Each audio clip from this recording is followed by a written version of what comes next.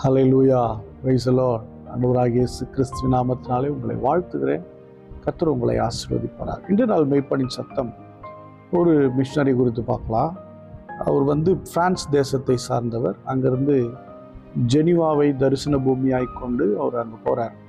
இது கிட்டத்தட்ட 15ஆம் நூற்றாண்டு. இந்த காலங்களில், இந்த 15ஆம் நூற்றாண்டு காலங்களில் பார்த்திங்கன்னா கத்தோலிக்க திருச்சபையினுடைய ஆதிக்கம் தேசம் எங்கிலும் இருந்தது. அந்த காலங்கள் என்ன அப்படின்னா, இன்னைக்கு இருந்ததை விட கத்தோலிக்க மதத்தில் இன்றைக்கும் சில குறைபாடுகள் இருக்கத்தான் செய்கிறது. ஆனால் அன்றைக்கு இருந்த அளவுக்கு கிடையாது. அன்றைக்கு மிக அதிகமான மூட பழக்க வழக்கங்கள் இருந்துச்சு.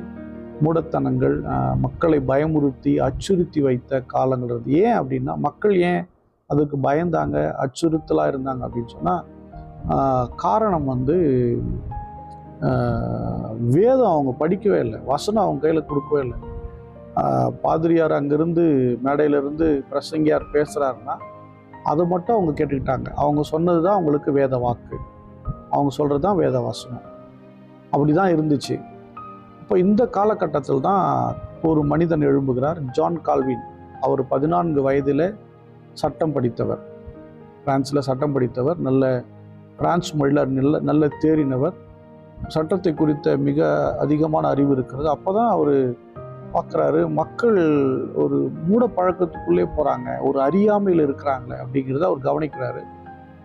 காரணம் என்னன்னு பார்த்தீங்கன்னா, வேதம் யாருக்கும் போய் சேரலை அப்படிங்கிறது அவருக்கு தெரியுது. அதுக்கப்புறம் தான் அவர் வேதத்தின்படி வாழ்வதற்கு மக்களுக்கு போதிக்கிறார். மூட பழக்க வழக்கில் உடைக்கணும்னு சொல்லி தான் ஜான் கால்வின் அவர் என்ன பண்ணுறாரு, போதிக்கிறார். ஏறக்குறைய 30 ஆண்டுகள் ஜெனிவாவில் மினிஸ்ட்ரி பண்ணுறாரு. ஏன்னா அவர் தான் மெத்தடிஸ்ட் சபையை உருவாக்குற ஒரு பெரிய புரட்சியாளர்னே சொல்லலாம். ஒரு மெத்தடிஸ்ட் நல்ல ஒரு ஆவிக்குரிய சபை. அன்னைய காலங்களில் கேத்தலிக்லேருந்து வருவது, மெத்தடிஸ்ட் வருது, அது ஒரு பெரிய ஆவிக்குரிய புரட்சி தான். அப்படிப்பட்ட ஒரு காரியத்தை செய்து அவர் அந்த ஊழியம் உருவாவதற்கு ஒரு மிகப்பெரிய அஸ்திபாரமாக இருந்தார் ஜான் கால்வின். அப்படி இருக்கும்போது கத்தோலிக்கர்கள், போப்புலாம் இவங்களுக்கு ரொம்ப விரோதமாக இருந்தாங்க. ஆனாலும் இவர்கள் மத்தியிலே கர்த்தருடைய வார்த்தை பகிரங்கமாய் தைரியமாய் பிரசங்கித்து கர்த்தருக்கு என்று நின்றார். மக்களை பாவத்திலிருந்து, சாபத்திலிருந்து, அறியாமையிலிருந்து, மூட பழக்கத்திலிருந்து விடுதலையாக்கி கொண்டு வந்தார் ஜான் கால்வின். நாம் எல்லாரும் ஸ்தோத்திரம் பண்ணுவோமா? ஸ்தோத்திரம் ஆண்டவரே, ஜான் கால்வினுக்காக, அவர் செய்த ஊழியங்களுக்காக ஸ்தோத்திரம், அவருடைய தலைமுறைக்காக ஸ்தோத்திரம். பரிசுத்த பிதாவே, உம்மை ஸ்தோத்திரிக்கிறேன் ஆண்டவரே. எத்தனை மேலான ஒரு காரியம்! மக்களை விழிப்படைய செய்து, மக்களை பலனடைய செய்து, மக்களை ஆண்டவரை மூட பழக்கத்தில் விடுதலையாக்கும்படி உழைத்த ஆண்டவரே அவரை நாங்கள் பார்க்கிறோம். நாங்களும் எத்தனையோ ஆவிக்குரிய மூட பழக்க வழக்கின் நாட்டில் பார்க்கிறோம்.